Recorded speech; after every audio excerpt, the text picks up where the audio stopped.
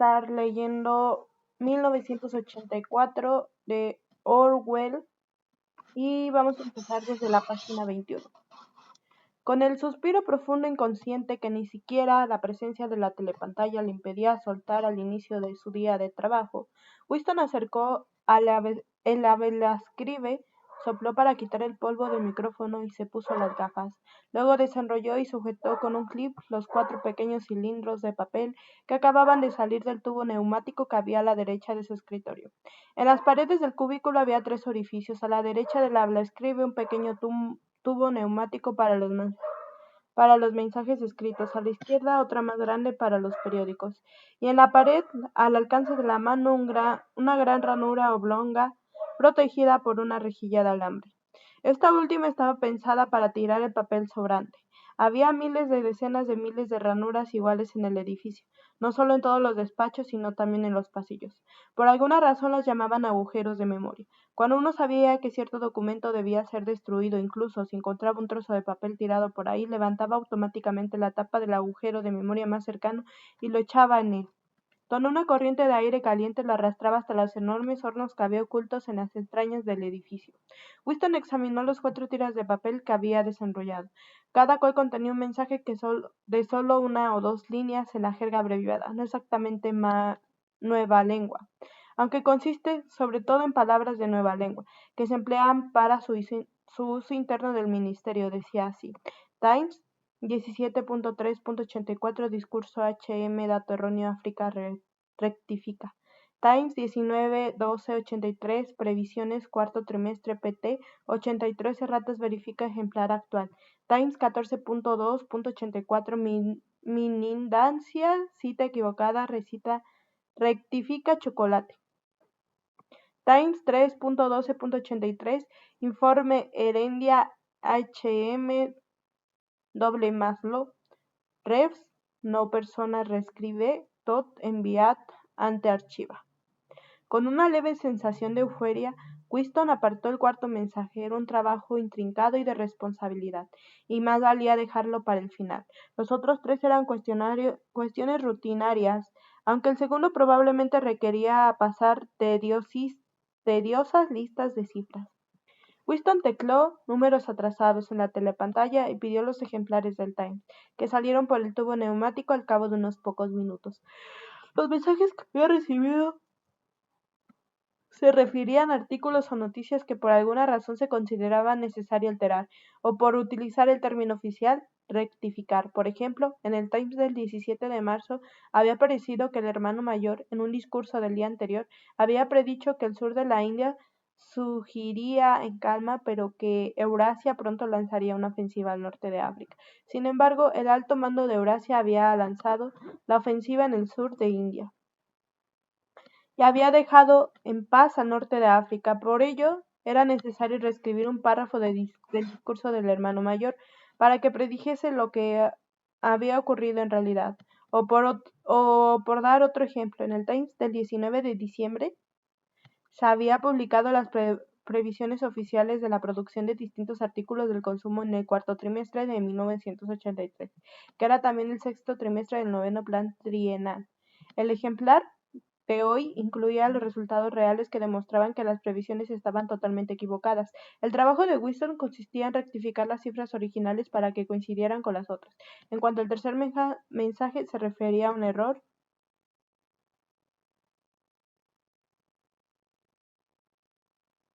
muy sencillo que podía corregirse en un par de minutos. En febrero, el Ministerio de la Abundancia había prometido un compromiso categórico, según la expresión oficial, que en 1984 no se reduciría la ración de chocolate. En realidad, no sabía Winston la ración de chocolate si iba a reducir de 30 a 20 gramos a finales de esa semana.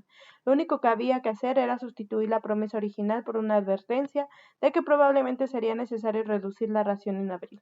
En cuanto terminó, sujeto con un clip las correcciones hechas con el abelascribe a cada ejemplar del Times y los metió en el tubo neumático. Luego, con un movimiento casi inconsciente, robó los mensajes originales y las notas que había tomado, y los echó por el agujero de memoria, para que los devorasen las llamas. Winston no sabía con exactitud lo que sucedía en el laberinto invisible al que conducían los tubos neumáticos, aunque sí en términos generales, en cuanto se reunían, cotejaban todas las correcciones consideradas necesarias en un ejemplar concreto del Times. Volvía a imprimirse el periódico, se destruía la copia original y se incluía la copia corregida en los archivos. Este proceso de alteración continua se aplicaba no solo a los periódicos, sino también a los libros, las revistas, los panfletos, los carteles, los folletos, las películas, las bandas sonoras, los dibujos animados, las fotografías y a cualquier tipo de literatura o documentación que pudiera tener el menor significado político o ideológico. Día a día y casi minuto a minuto se iba actualizando el pasado. De ese modo podía demostrarse con pruebas documentales que todas las predicciones hechas por el partido habían sido correctas. No se permitía que ninguna noticia ni expresión de opinión en conflicto de las necesidades del momento pasara a los archivos. La historia era un palimpsesto borrado y reescrito tantas veces como fuese necesario. En ningún caso habría sido posible, una vez hecho el cambio, demostrar que había tenido lugar una falsificación. La mayor sección del departamento de archivos, mucho mayor que aquella en la que trabajaba Winston, la integraba gente cuya obligación era buscar y recoger todos los ejemplares de libros, periódicos y otros documentos que hubiesen podido quedarse anticuados y tuvieran que ser destruidos. Cualquier ejemplar del Times que, debido a cambios en las alianzas políticas o a una profecía equivocada del hermano mayor, hubiera habido que reescribir una docena de veces, continuaría estando en los archivos con su fecha original, y no habría ningún otro que le contradijese. Los libros también volvían a escribir una y otra vez y se reeditaban sin admitir que se hubiese hecho el menor cambio. Ni siquiera las instrucciones de Winston recibía por escrito y de las que invariablemente se deshacía. Nada más terminaban, afirmaban o implicaban que fuese necesario cometer una falsificación. Solo hacían referencia a deslices, errores, erratas o equivocaciones que convenía corregir en interés de la actitud. Pero en realidad, pensó mientras rectificaba las cifras del Ministerio de la Abundancia, ni siquiera se trataba de una falsificación, era solo sustituir un disparate por otro. La mayor parte del material con que trabajaba no guardaba la menor relación con el mundo real, ni siquiera la de ser una mentira descarada. Las estadísticas eran tan fantasiosas antes como después de ser rectificadas. Muchas veces se suponía que tenías que inventarlas tú mismo. Por ejemplo, la previsión del Ministerio de la Abundancia había calculado la producción de botas para el cuatrimestre en 145 millones de pares. La verdadera producción era de 72 millones. Winston, no obstante, al reescribir la predicción, la había rebajado a 57 millones para permitir la habitual afirmación de la cuota habían superado las previsiones. En cualquier caso, los 72 millones no estaban más cerca de la verdad que los 57 millones a los que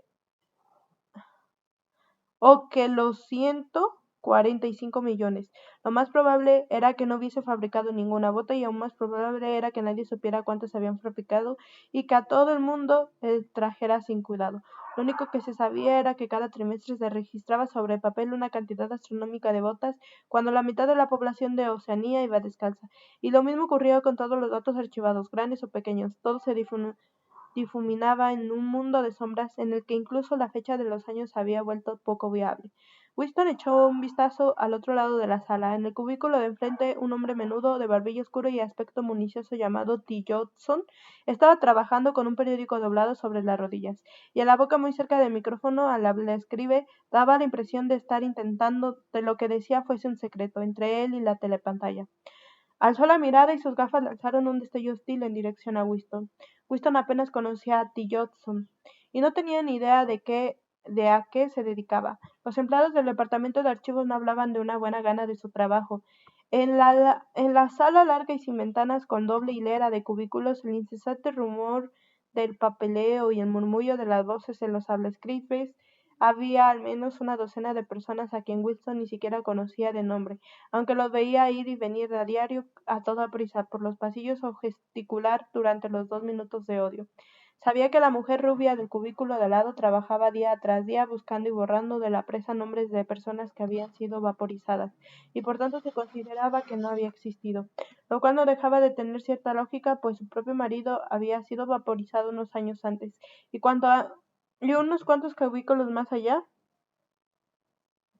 un individuo soñoliento e inútil llamado Appleford, con las orejas peludas y un sorprendente talento para medir y rimar versos, estaba ocupado en hacer versiones confusas. Los llamaban textos definitivos de poemas que se habían vuelto ofensivos desde el punto de vista ideológico, pero pero que por algún motivo debían conservarse en las antologías, y aquella sala, con sus cerca de 50 empleados, era solo una subsección, una celda, por así decirlo. En la enorme complejidad del departamento de archivos, más allá, por encima y por debajo, había más enjambres de trabajadores dedicados a una inimaginable multitud de tareas. Estaban los gigantescos talleres de impresión con sus ayudantes de edición, sus expertos en tipografía y sus complejos sistemas para la falsificación de fotografías. Estaba la sección de teleprogramas con sus ingenieros, sus productores y sus equipos de actores especialmente escogidos por su habilidad para imitar voces. Había ejércitos de empleados cuyo trabajo consistía simplemente en elaborar listas de libros y periódicos que era necesario revisar. Estaban los enormes depósitos donde se almacenaban los documentos corregidos y los hornos ocultos, donde se destruían los ejemplares originales, y en algún lugar, de manera casi anónima, estaban los cerebros que coordinaban todo el trabajo y bosquejaban la política que hacía necesario que preservara un fragmento del pasado, si falsificara otro y se borrara un tercero de la existencia. Y al fin y al cabo, el Departamento de Archivos no era más que una rama del Ministerio de la Verdad, cuya labor principal no consistía en reconstruir el pasado, sino en proporcionar a los ciudadanos de Oceanía periódicos, películas, libros de textos, programas de telepantalla, obras de teatro y novelas con todo tipo de información, instrucción y entretenimiento imaginables. De una estructura a un eslogan, de un poema lírico a un tratado de biología, de una cartilla escolar a un diccionario de nueva lengua, y el ministerio no solo tenía que suplir las múltiples necesidades del partido, sino también repetir toda la operación en un nivel inferior a beneficio del proletariado.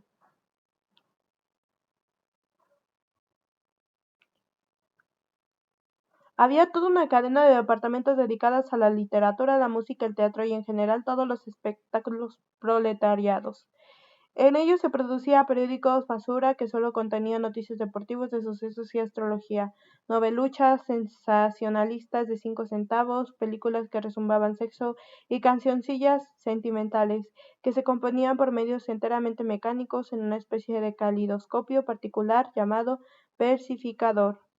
Había incluso toda una subsección cuya nombre en nueva lengua era sex porn, encargada de producir pornografía de infino nivel, que se enviaba en paquetes sellados y que ningún miembro del partido que no trabajase en la sección podía ver. Mientras Winston trabajaba, salieron 3 mensajes del tubo neumático, pero eran cosas sencillas y las terminó antes de que les interrumpieran, los 2 minutos de odio.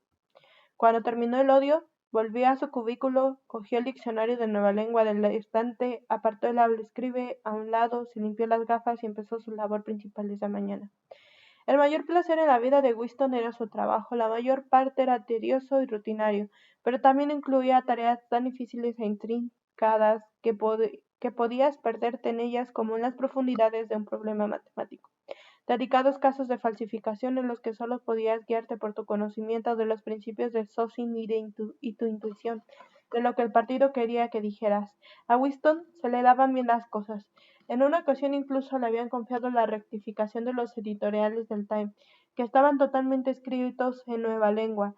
Desenrolló el mensaje que había apartado antes a un lado, y que decía así: Times 3.12.83, informe ordenía HM, doble más malo, RFs, no personas, reescribe, tot enviat antarchiva, lo que la vieja lengua o inglés corriente podría traducir así: la información sobre el orden del día del hermano mayor del Times del 3 de diciembre de 1983 es extremadamente insatisfactoria y hace referencia a personas no existentes. Reescríbase por completo y envíese el borrador a una autoridad superior antes de archivarlo. Winston leyó en el artículo a cuestión. Al parecer, el orden del día del hermano mayor había estado dedicado a aplaudir la labor de una organización conocida como FFCC, que proporcionaba cigarrillos y otros artículos a los marineros de las fortalezas flotantes. Cierto camarada Withers, un miembro prominente del partido inferior, había merecido una mención especial y le habían concedido la condecoración, la Orden del Mérito Conspicuo de segunda clase. 3 meses después, la FFCC había sido disuelta sin más explicaciones. Era de suponer que Winters y sus amigos habían caído en desgracia, aunque nadie había dicho nada de la prensa ni en la telepantalla. No era raro porque muy pocas veces se procesaba o siquiera denunciaba a los criminales políticos. Las grandes purgas que afectaban a miles de personas son juicios públicos de traidores y criminales mentales que confesaron abiertamente su delito y luego eran ejecutados. Eran espectaculados que no ocurría más que cada 2 o 3 años. Lo más habitual era que la gente que había contrariado de algún modo el partido desaparecía sin más, y no se volviese a saber de ella. Uno jamás tenía ni la menor idea de lo que les ocurriera. En algunos casos incluso era posible que ni siquiera estuviéramos muertos, sin contar, sin contar a sus padres que pudiesen desaparecido en uno u otro momento unos 30 conocidos de Winston. Winston se rascó suavemente la nariz con un clip en el cubículo de enfrente. El camarada Tillotson seguía inclinado con aire misterioso sobre el escribe. Alzó la cabeza un momento y las gafas volvieron a reflejar el destello hostil. Winston habría querido saber si el camarada Tillotson estaba ocupado con el mismo trabajo que él. Era muy posible, una tarea tan delicada nunca se confiaba a una sola persona. Por otro lado, encargársela a un comité equivaldría a admitir abiertamente que se estaba haciendo una falsificación. Lo más probable era que hubiese al menos una docena de personas trabajando en versiones rivales de lo que el hermano mayor había dicho en realidad. Luego algún cerebro privilegiado del partido interior escogería esta o aquella versión, la corregiría, pondría en marcha el complejo proceso de referencias cruzadas necesario y luego la mentira elegida pasaría a los archivos y se convertiría en verdad. Winston ignoraba por qué Waiters había caído en desgracia. Puede que por corrupción o por incompetencia. Tal vez el hermano mayor se hubiera liberado de un subordinado demasiado popular. A lo mejor Winters o alguien próximo a él era sospechoso de tendencias. O quizá era lo más probable, había ocurrido sencillamente porque las urnas y vaporización serían una parte necesaria del funcionamiento del gobierno. La única pista verdadera estaba en palabras no personas, que indicaban que Winters estaba muerto. No siempre podía decidirse lo mismo después de que detuvieran a alguien. A veces lo soltaban y les permitían vivir en libertad 1 o incluso 2 años antes de ser ejecutados. Muy de vez en cuando alguien a quien creías muerto desde hace mucho tiempo reaparecía como un fantasma en algún juicio público donde implicaba a cientos de personas con su testimonio, antes de desaparecer en esa ocasión para siempre. No obstante, Winters era ya una no persona. No existía y nunca había existido. Winston decidió que no bastaría con cambiar el sentido del discurso del hermano mayor. Era mejor hacer que tratara de algo que no guardase la menor relación con el asunto original. Podía convertir su discurso en la habitual denuncia de los traidores y criminales mentales, pero eso era demasiado evidente, mientras que inventar una victoria en el frente o algún éxito en la superproducción del 9º plan trienal podía complicar demasiado los registros. Necesitaba algo totalmente inventado. De pronto acudía a su mente como pintado para la ocasión cierto camarada Ogilvy, fallecido recientemente en circunstancias heroicas. En ocasiones el hermano mayor dedicaba el orden del día a conmover a algún humilde miembro de base del partido cuya vida y muerte ofrecía como ejemplo digno de imitación. Ese día conmemoraría al camarada Ogilvy. La verdad era que no había habido ningún camarada Ogilvy, pero unas líneas impresas y un par de fotografías falsas servirían para traerlo a la existencia. Winston se quedó pensando un momento, luego acercó al escribe y empezó a dictar con el estilo habitual del hermano mayor. Un estilo al mismo tiempo marcial y pedante, y fácil de imitar por el recurso de hacer preguntas y responderlas enseguida. ¿Qué lección sacamos de esto, camaradas? La lección, que es también uno de los principios fundamentales del Socin, es que, etcétera, etcétera. A los 3 años el camarada Ogilvy había rechazado todos los juguetes, excepto un tambor, un fusil ametrallador y un helicóptero en miniatura. A los 6 años, un año antes de lo reglamentado, gracias a una concesión especial, había ingresado en los espías. A los del reglamento, gracias a una concesión especial. a los espías. A los 9 había sido jefe de tropa. A los 11 había denunciado a su tío a la policía del pensamiento después de oír una conversación que le pareció tener tendencias criminales. A los 17 había sido coordinador del distrito de la Liga Juvenil Antisexo. A los 19 había diseñado una granada de mano que había adoptado el Ministerio de Paz y que la primera vez que se utilizó mató a 31 prisioneros euroasiáticos.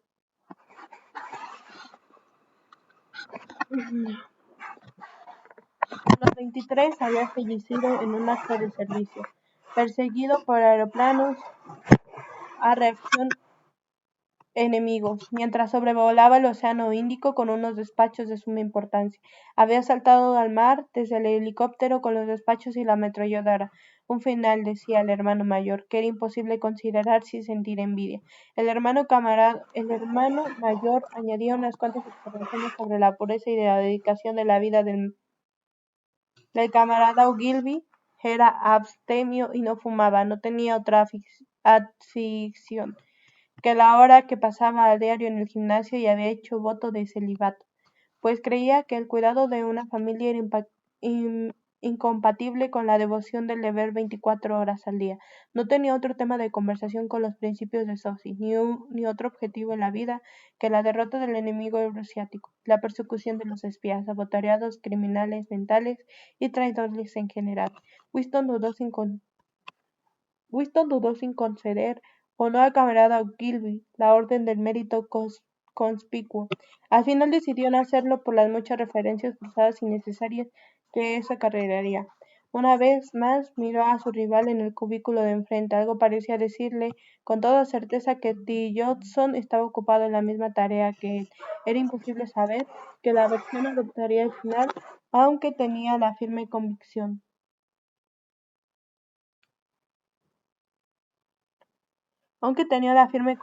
de que sería la suya. El camarada Ogilvy, inimaginable apenas hacía una hora, se había convertido en realidad. Le pareció raro que se pudieran crear personas muertas pero no vivas. El camarada Ogilvy, que nunca había existido en el presente, existía ahora en el pasado. Y una vez que la falsificación creyera en el olvido, existiría de manera tan auténtica y con el mismo tipo de pruebas que Carlo Magno o Julio César. En el comedor subterráneo y de techo abajo, la cola de la comida avanzaba lentamente y a sacudidas. La sala estaba muy llena y el ruido era ensordecedor. De la rejilla del mostrador salía el vapor del estofado con un olor amargo y metálico que no llegaba a tapar los efluvios de la ginebra de la Victoria. Al otro extremo del comedor había un bar, apenas un agujero en la pared, donde podía comprarse ginebra a 10 céntimos la copa. Justo el hombre a quien estaba buscando, dijo una voz detrás de Winston. Se volvió. Era su amigo Syme, del departamento de investigación. Tal vez, amigo, no fuese la palabra exacta. Ya nadie tenía amigos sino camaradas, pero la compañía de algunos era más agradable que la de otros. Syme era filólogo, especialista en nueva lengua. De hecho, formaba parte del enorme equipo de expertos dedicados a compilar la 1ª edición del Diccionario de Nueva Lengua. Era un tipo menudo, más bajo que Winston, de cabello negro y grandes ojos saltones, al mismo tiempo tristes y burlones, que parecían escrutar tu rostro mientras te hablaba. Quería preguntarte si te quedan cuchillas de afeitar. Ni una, respondió Winston con una especie de precipitación culpable. Las he buscado por todas partes como si hubieran dejado de existir. Todos se pasaban el día pidiendo cuchillas de afeitar. En realidad, Winston tenía 2 sin usar que guardaba como un tesoro. Hacía meses que escaseaban. Siempre había alguna cosa necesaria que las tiendas del partido no podían proporcionar.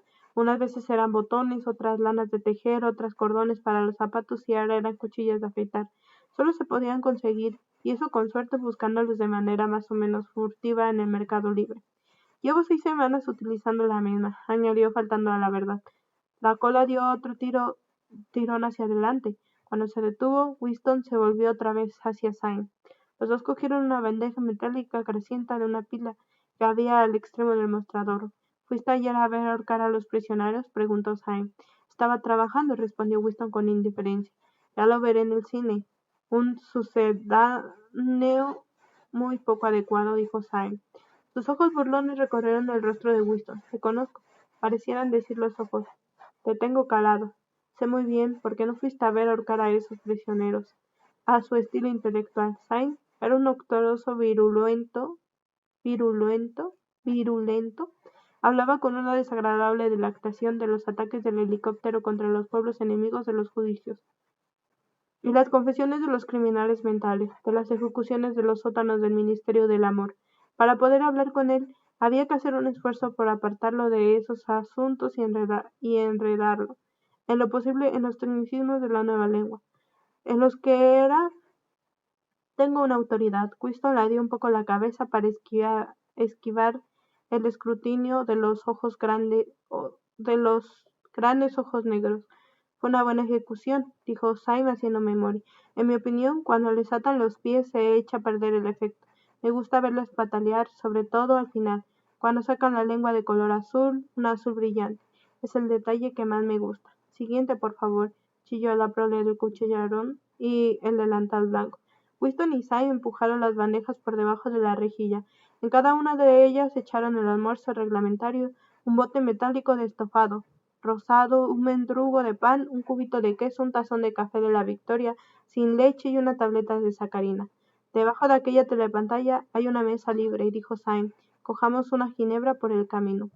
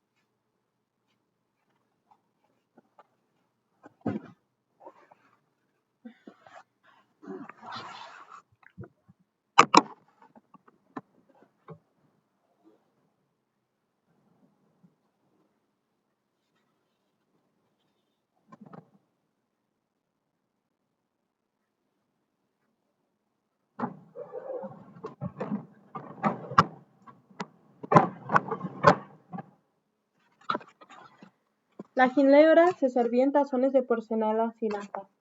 Se abrieron paso por la sala abarrotada y dejaron las bandejas sobre la mesa forrada de metal en cuya esquina alguien había dejado un charquito de estofado, un sucio revoltijo que parecía vómito. Winston cogió su tejón de ginebra, hizo una pausa para hacer acopio de valor y se tragó la sustancia aceitosa. Después de parpadear para quitarse las lágrimas de los ojos, descubrió que tenía hambre. Empezó a tragar cucharadas de estofado aguado, no tenía trozos de algo blando y sonrosado, que probablemente fuese un preparado cárnico. Ninguno volvió a decir palabra hasta después de vaciar el contenido de los botes. En la mesa a la izquierda de Winston, un poco detrás de él, alguien estaba hablando deprisa y sin cesar. Una cachara áspera como el bráznido de un pato que atravesaba el rumor de la sala. ¿Qué tal va el diccionario? Dijo Winston alzando la voz para sobreponerse al ruido. Despacio, respondió Syme. Ahora estoy con los adjetivos. Es fascinante. La mera mención de la nueva lengua había bastado para animarle. Apartó a un lado el bote, cogió el mendrugo con una mano delicada y el queso con la otra, y se inclinó sobre la mesa para poder hablar sin tener que gritar. La 11ª edición será la definitiva, dijo. Estamos dándole a la lengua su forma final, la forma que tendrá cuando nadie hable otra cosa. Cuando terminemos, la gente como tú tendrá que aprenderlo todo de nuevo. ¿Seguro que crees que nuestro trabajo consiste en inventar palabras nuevas? Pues no. Lo que hacemos es destruir las decenas, cientos de palabras al día. Estamos podando el idioma. Ni una sola de las palabras en la 11ª edición se quedará anticuada antes del 2050.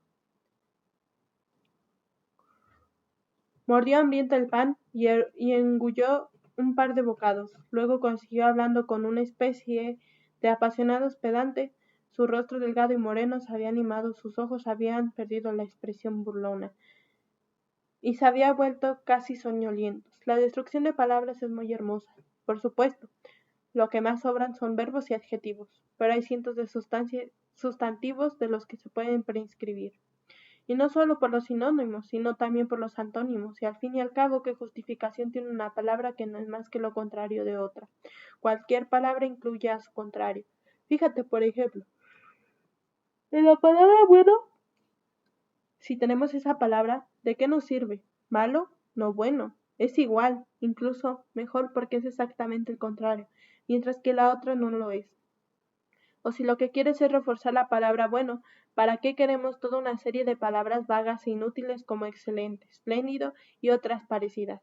Más bueno ya significa eso, o doble más bueno, si quieres algo aún más claro, por supuesto, que ya usamos todas esas formas, pero en la versión final de la nueva lengua serán las únicas. Al final, todo el concepto de la bondad se limitará a 6 palabras, en realidad una sola. ¿No ves lo hermoso que es, Winston? La idea original fue de H.M. Claro, añadió pensativo.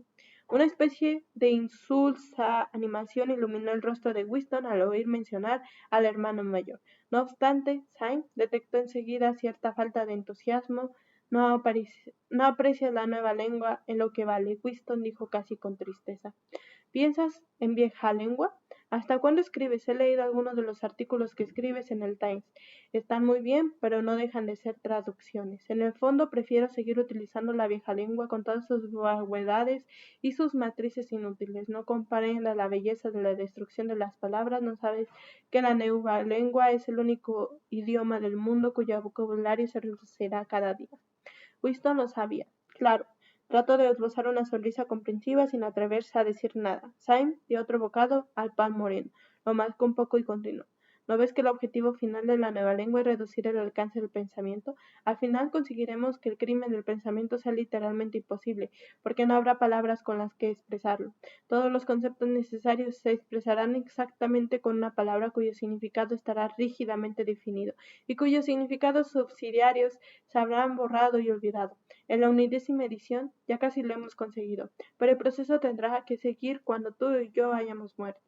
Cada año habrá menos palabras y el rango de la conciencia será cada vez más pequeño. Por descontado que ahora tampoco hay razón o excusa para los crímenes mentales. Todo es cuestión de autodisciplina y control de la realidad. Pero al final no hará falta ni siquiera eso. La revolución se habrá completado cuando el lenguaje sea perfecto. La Nueva Zelanda, no, la nueva lengua es el Sosin y el Sosin es la nueva lengua, añadió con una especie de mística complacencia. ¿Alguna vez te has parado a pensar que en el año 2050, como muy tarde, no quedará con vida una persona capaz de entender una conversación como la que estamos teniendo ahora? Excepto, empezó dubitativo Winston, y luego se interrumpió. Había estado a punto de decir, excepto a los proles, pero se contuvo, pues no estaba muy seguro de la ortodoxia de esa observación. No obstante, Syme adivinó lo que iba a decir. Los proles no son seres humanos, dijo con despreocupación. En 2050, probablemente antes, la vieja lengua habrá desaparecido. Toda la literatura del pasado habrá sido destruida. Chaucer, Shakespeare, Milton, Byron existirán únicamente en versiones en nueva lengua, no solo convertidas en algo diferente, sino transformadas en algo opuesto, o lo que era antes, incluso la literatura del partido cambiará. Y los eslóganes, ¿cómo vas a decir la libertad es la esclavitud si el concepto de la libertad ha dejado de existir? El pensamiento será totalmente distintivo. De hecho, no existirá pensamiento tal como lo tenemos hoy. La ortodoncia equivale a no pensar, a no tener la necesidad de pensar. La ortodoxia es la inconsciencia. Cualquier día de estos, pensó Wilton con una súbita convicción, vaporizarán a Syme. Es demasiado inteligente, ve las cosas a demasiada claridad y habla con excesiva franqueza. El partido no le gustará a la gente así. El día menos pensado desaparecerá. Lo llevaré escrito en la cara. Winston había terminado el pan con queso. Se volvió un poco en la silla para beberse el café. En la mesa de su izquierda, el hombre de la voz estridente seguía hablando sin parar. Una joven que tal vez fuese su secretaria y que estaba sentada de espaldas a Winston le escuchaba y parecía estar totalmente de acuerdo con todo lo que decía. De vez en cuando Winston oía alguna frase como «¿Cuánta razón tienes? No podrías estar más de acuerdo», pronunciaba un tono juvenil, femenino y bobalicón. La otra voz no se interrumpía ni un instante, ni siquiera cuando hablaba la chica. Winston conocía de vista a aquel tipo, aunque solo sabía que desempeñaba un puesto de importancia en el departamento de ficción. Rondaba los 30 años, tenía el cuello musculoso y la boca grande y expresiva. Le dado la cabeza y debido al ángulo en que estaba sentado, sus gafas reflejaban la luz y mostraban a Winston dos discos vacíos en lugar de ojos. Lo más inquietante que resultaba imposible distinguir una sola palabra del chorreo de sonidos que salían de su boca. Solo una vez Winston captó la frase «la eliminación completa y total del goldsteinismo», mascullada a toda velocidad como si lo hubiera puesto con tipos de imprenta. El resto era ruido, un cuac cuac, y aun así, aunque no se oyese lo que decía, no cabía ninguna duda de la naturaleza de su conversación. Poco importaba que estuviese acusado de Goldstein y exigiendo medidas más severas contra los criminales mentales y los sabotadores, despotricando contra las atrocidades del ejército de Eurasia o alabando al hermano mayor o a los seres del Frente Malabar. Fuese lo que fuese, era evidente que hasta la última palabra era pura ortodoxia, puro soso. Al observar el rostro sin ojos y la mandíbula que se movía a toda prisa arriba y abajo, Winston tuvo la sensación de que no era una persona de verdad, sino una especie de muñeco. No era el cerebro de aquel hombre quien hablaba, sino su laringe. Lo que salía de ella estaba hecho de palabras, pero no era un verdadero discurso. Era un ruido emitido inconscientemente como el granizado de un pato. Sam llevaba un rato en silencio y estaba trazando dibujos con el mango de la cuchara en los restos del estofado. La voz de la otra mesa graznaba sin parar, claramente audible a pesar del ruido del comedor. «Hay una palabra en nueva lengua», dijo Sam. «No sé si la conozcas, grazla, graznar, como un pato. Es una de esas palabras interesantes que tiene dos sentidos contradictorios. Aplicada a un adversario es un insulto, aplicada a alguien con quien estás de acuerdo es un halago». No había duda de que si Sam acabaría vaporizado, volvió a pensar Winston, sintió una especie de tristeza, aunque sabía muy bien que Sam lo despreciaba, que le profesaba cierta antipatía y que era perfectamente capaz de denunciarle por criminal mental si veía la menor razón para hacerlo. Había algo en Sam que no acababa de encajar, le faltaba alguna cosa, discreción, distanciamiento, una especie de estupidez conservadora. No podía decirse que fuese un heterodoxo, creía en los principios del socialismo, veneraba al hermano mayor, se alegraba de las victorias, odiaba a las herejes, no solo con sinceridad, sino con una especie de celo incansable, y estaba más al día que cualquier miembro normal del partido. Sin embargo, tenía un no sé qué poco responsable, decía cosas que más valdría callar, había leído demasiados libros, frecuentaba el Café del Castaño, lugares de reunión de músicos y pintores, ninguna ley, ni siquiera una escrita prohibía frecuentarlo, pero era un sitio de mal agüero. Los antiguos y desacreditados dirigentes del partido se habían reunido en él antes de ser purgados. Se decía que el propio Goldstein se había dejado caer por ahí hacía años o decenios. No era difícil prever el destino de Sam, y sin embargo lo cierto era que Sam hubiese intuido, aunque fuese por espacio de 3 segundos, cuál era la naturaleza de las opiniones secretas de Winston. Lo había denunciado al instante a la policía del pensamiento, igual que habría hecho cualquier otro. Aunque Sam con más ahínco, el celo no era suficiente, la ortodoxia es la inconsciencia. Sam alzó la vista. «Ahí llega Parsons», dijo. Su tono de voz pareció añadir: «Ese puñetero imbécil Parsons». El vecino de Winston en las casas de la Victoria se estaba abriendo paso para el comedor. Era un tipo rechoncho, no muy alto, de cabello rubio y una cara de rana. A los 35 empezaba a tener barriga y papada, pero sus movimientos eran ágiles y infantiles. Por su aspecto parecía un niño que hubiese crecido demasiado tanto que, aunque llevaba puesto el mono reglamentario, era casi imposible no imaginárselo con los pantalones cortos, la camisa gris y el pañuelo rojo de los espías. Al mirarlo uno veía siempre unas rodillas con hoyuelos y una camisa arremangada sobre los rocillos antebrazos. Parson, de hecho, se ponía los pantalones cortos cada vez que una excursión comunitaria o cualquier otra actividad física le proporcionaba la menor excusa para hacerlo. Lo saludó con un alegre hola, hola, y se sentó en la mesa desprendiendo un intenso olor a sudor. Gotitas de humedad cubrían su rostro sonrosado. Su capacidad de sudoración era extraordinaria. En el centro comunitario siempre sabía si había jugado el ping-pong por la humedad del mango de la raqueta. Sam había sacado una tira de papel en la que figuraba una larga columna de palabras y estaba leyéndola con una tinta lápiz entre los dedos. Mira cómo trabaja a la hora de comer, dijo Parson dándole un codazo a Winston. Eso sí que es una devoción, ¿eh? ¿Qué tienes ahí, muchacho? Seguro que es demasiado intelectual para mí. Smith, muchacho, te buscaba por lo que la sub que has olvidado pagarme. ¿Qué sub es esa? Respondió Winston echando mano al bolsillo. Cerca de un cuarto del salario estaba destinado a suscripciones voluntarias tan numerosas que era difícil recordarlas todas. La de la semana del odio, ya sabes. El fondo casa por casa, soy el tesorero de nuestro edificio. Estamos haciendo un esfuerzo enorme y será un espectáculo impresionante. Te aseguro que si las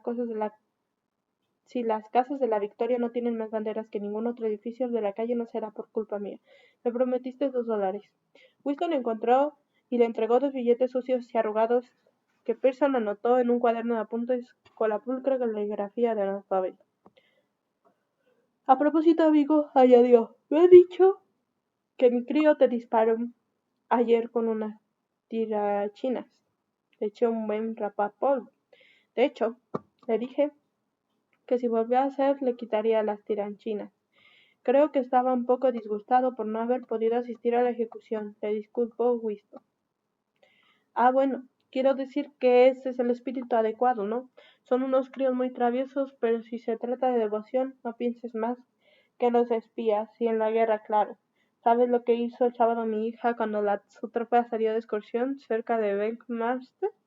Convenció a otras 2 niñas de que la acompañaran, se escabulleron del grupo y pasaron la tarde siguiendo a un desconocido.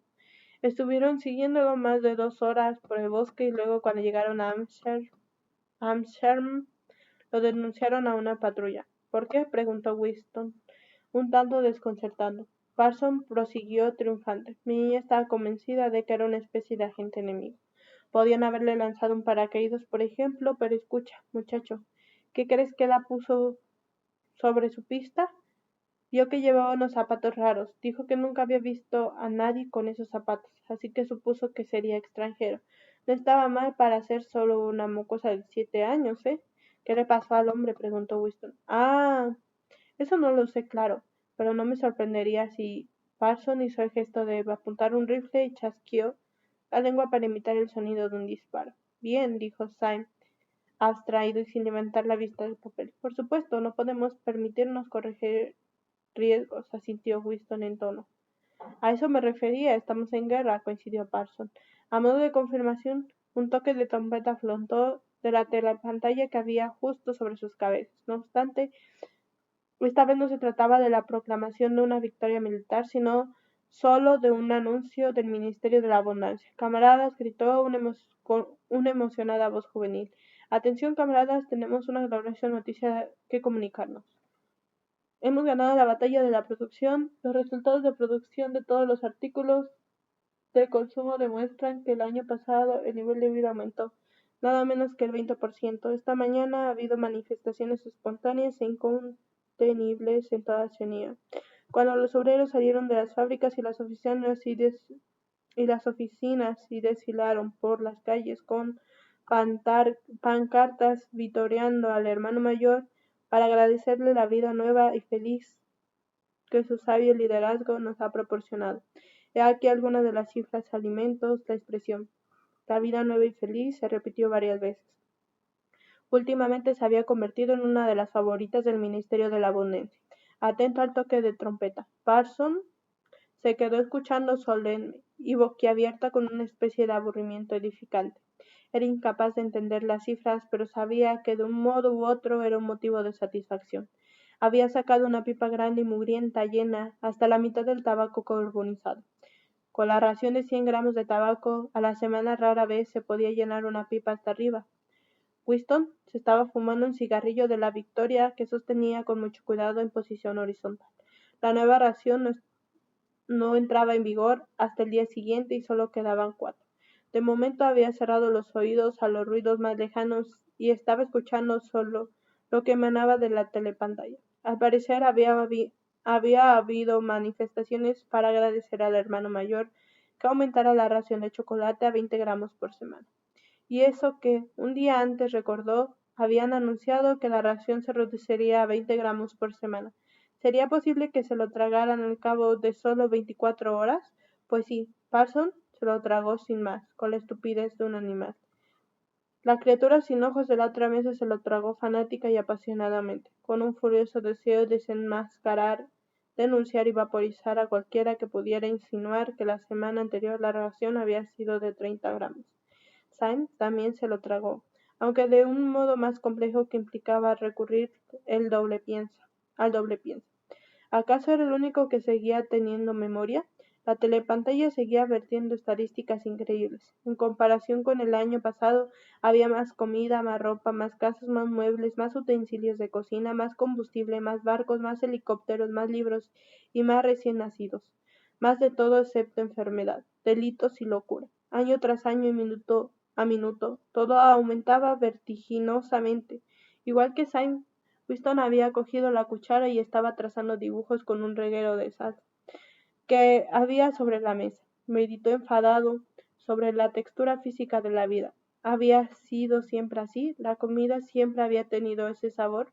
Recorrió el comedor con la mirada, una sola abarrotada y de techo bajo, con las paredes sucias por el contacto de un sinfín de cuerpos, mesas y sillas metálicas abolladas, y colocadas tan juntas que le rozabas el codo al vecino, cucharas dobladas, bandejas despostilladas, tazones blancos y gruesos, superficies sucias de grasa, porque en todas las rendijas y una olor a ginebra y café de mala calidad, mezclando con el aroma metálico del estofado y de la ropa sucia, en tu estómago y en tu piel había siempre una especie de protesta, una sensación que te habían privado de algo a lo que tenías derecho.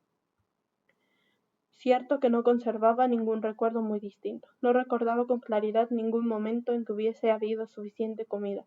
Nunca había tenido calcetines o ropa interior que no estuviesen llenos de agujeros, muebles que no estuviesen desvencijados, habitaciones que no estuvieran bien caldeadas, trenes de metro que no estuvieran aborratados, cosas que no se cayeran a pedazos. Pan blanco, té que no fuese de rareza, café que no tuviese mal sabor, ni cigarrillos que escasearan. Nunca había habido nada barato y en abundancia, excepto la ginebra sintética y por supuesto todo empeoraba a mediodía, que tu cuerpo envejecía y que mejor indicio de que no era el orden natural de las cosas que aún se le encogiera el corazón por incomodidad, la mugre y la escasez. Los inviernos interminables, los calcetines pegajosos, los ascensores que nunca funcionaban, el agua fría, el jabón áspero, los cigarrillos que se deshacían y la comida con sus sabores extraños y repugnantes porque todo iba a parecer tan insoportable, a menos que uno conservara una especie de recuerdo ancestral de que las cosas habían sido distintas. Volvió a contemplar el comedor. Casi todos los presentes eran feos y habrían seguido siéndolo, aunque no hubiese llevado los monos azules del uniforme. Al otro extremo de la sala, sentado solo en una mesa, un hombrecillo menudo que parecía un escarabajo bebía una taza de café, mientras sus ojillos observaban con suspicacia. Qué fácil era, pensó Winston. Si no mirabas a tu alrededor, convencerse de que el tipo físico establecido por el partido como ideal de los jóvenes musculosos y las mujeres rubias, vitales, bronceadas y despreocupadas de pechos grandes existían e incluso predominaban. En realidad, por lo que podía juzgar la mayor parte de la gente de la franja aérea, uno era pequeña, morena y poco agraciada. Era curioso cómo proliferaban en los ministerios esos tipos que parecían escarabajos, hombrecillos que empezaban a engordar pronto, de piernas cortas, movimientos rápidos y huidizos, y rostro grueso e inescrutable con ojillos diminutos. Era el tipo que parecía mendrar mejor bajo el dominio del partido. El anuncio del Ministerio de la Abundancia concluyó con otro ataque con otro toque de trompeta y dio paso a música enlatada. Parsons, dominado por un vago entusiasmo por el bombardeo de cifras, se sacó la pipa de la boca. Sin duda el Ministerio de la Abundancia ha hecho un buen trabajo este último año, dijo moviendo la cabeza con un gesto de entendido. A propósito, Smith, muchacho, ¿no tendrás por ahí alguna cuchilla de afeitar? Ni una, respondió Winston. Hace 6 semanas que utilizo la misma. Ah, bueno, le decía por preguntar. Lo siento, dijo Winston. Los graznidos de la mesa de al lado, momentáneamente interrumpidos por el anuncio del ministerio, habían vuelto a empezar más alto que nunca. Por alguna razón, Winston se sorprendió de pronto, pensando en la señora Parsons, con su cabello encrespado y aquel polvillo en las arrugas de la cara. Al cabo de un par de años sus hijos la denunciarán a la policía del pensamiento. La señora Parsons sería vaporizada. Syme sería vaporizado. Winston sería vaporizado. O'Brien sería vaporizado. Parsons, en cambio, nunca lo sería. Igual que la criatura sin ojos quedó para verla. Y que los hombrecillos con aspecto de escarabajo que se movían con tanta habilidad por los laberínticos pasillos de los ministerios, la chica de cabello oscuro, el joven del departamento de ficción, tampoco sería vaporizado. Tenía la impresión de saber instintivamente quién sobreviviría y quién no, aunque no era fácil decir qué era lo que permitía sobrevivir. En ese momento le sacó de su ensoñación una violenta sacudida. La joven de la mesa de al lado se había vuelto y lo estaba mirando. Era la chica de cabello oscuro. La estaba mirando de reojo, pero con una expresión peculiar. En cuanto sus ojos se cruzaron, ella volvió a apartar la mirada.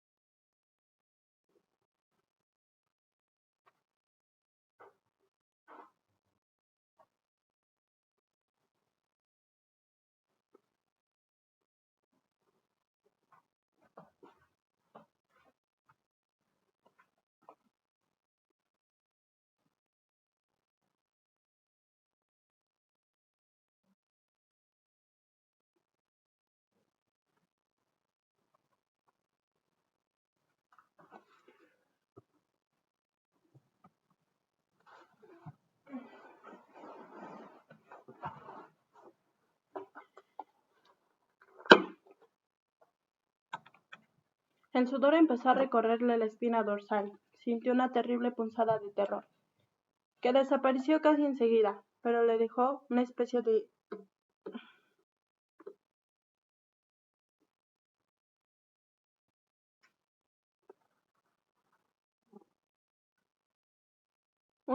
intranquilidad. ¿Por qué estaba mirándolo? ¿Por qué lo seguía a todas partes? Por desgracia no recordaba si estaba allí cuando él llegó o si había aparecido después. Pero el día anterior, en cualquier caso, durante los 2 minutos de odio, se había sentado justo detrás de él. Cuando no había ninguna necesidad, lo más probable era que su verdadera intención hubiese sido escucharle, para asegurar lo que gritaba lo bastante fuerte. Recordó su primera impresión. Lo más probable era que no fuese en realidad un miembro de la policía del pensamiento, pero los espías aficionados eran precisamente los más peligrosos. Ignoraba cuánto tiempo llevaba mirándole, pero tal vez fuesen 5 minutos y era posible que sus rasgos no hubiesen estado del todo bajo control. Era muy peligroso dejar vagar los pensamientos en público o en el radio de visión en una telepantalla. El más infinito detalle podría delatar. Un tic nervioso, una mirada inconsciente de preocupación, la costumbre de murmurar por los adentros cualquier cosa que llevara implícita una normalidad o que diera en entender que tenías algo que ocultar. En cualquier caso, adoptar una expresión inapropiada, un gesto de incredulidad cuando se anunciaba una victoria, por ejemplo, era ya un delito punible. Incluso había un término en la nueva lengua para definirlo, crimen facial.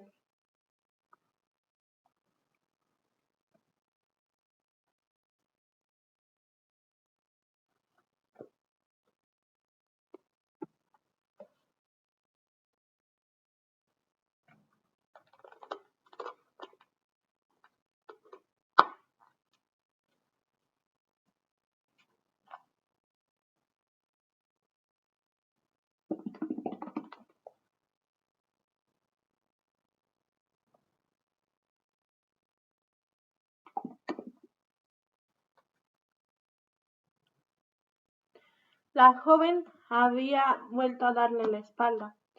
Después de todo, quizá no estuviera siguiéndole, tal vez fuese solo una coincidencia de que se hubiese sentado tan cerca 2 días seguidos. Su cigarrillo no había apagado, su cigarrillo se había apagado.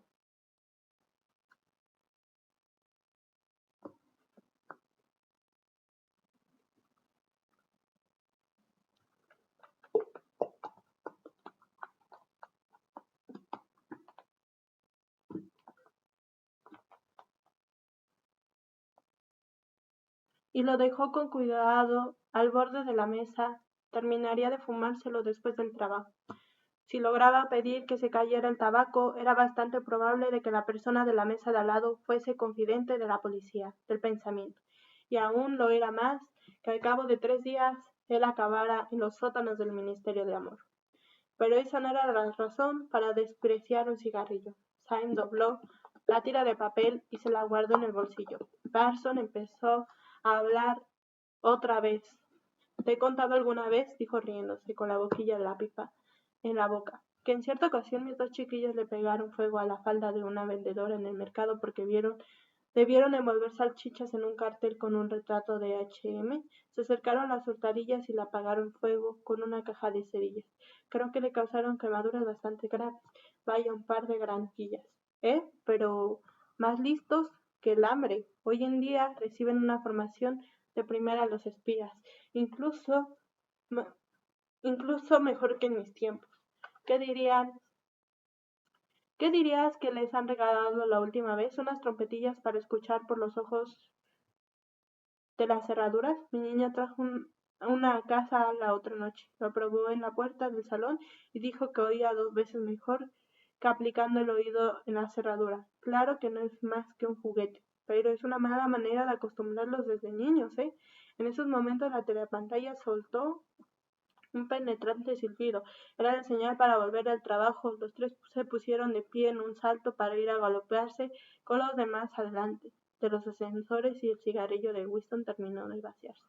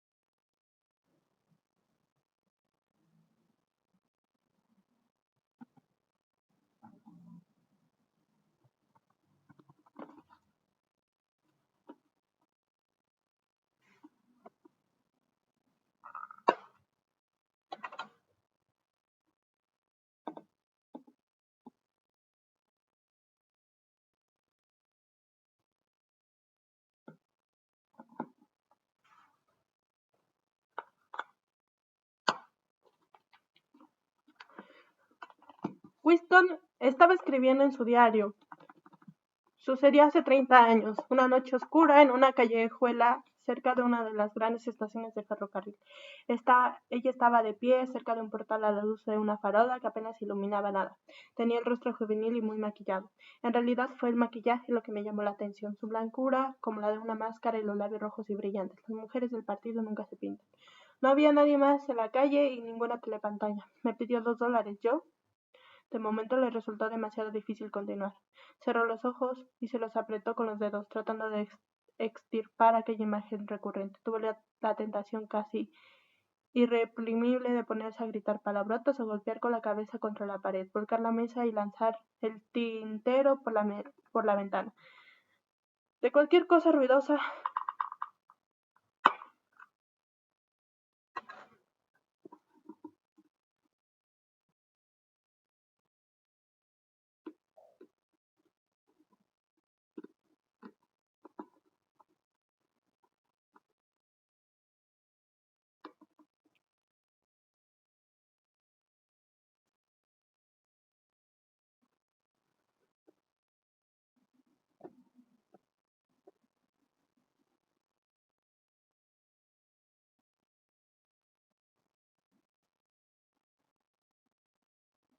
de hacer cualquier cosa ruidosa o dolorosa que pudiera borrar aquel recuerdo que la atormentaba.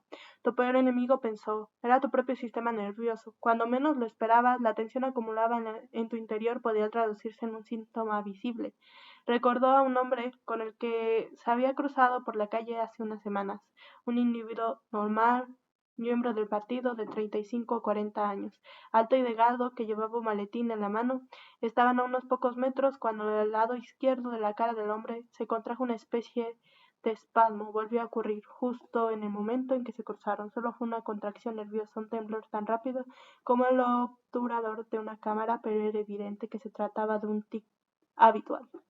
En aquel momento pensé, ese pobre diablo está perdido. Y lo más inquietante era que muy probablemente se tratara de un gesto inconsciente. Lo más peligroso era hablar en sueños.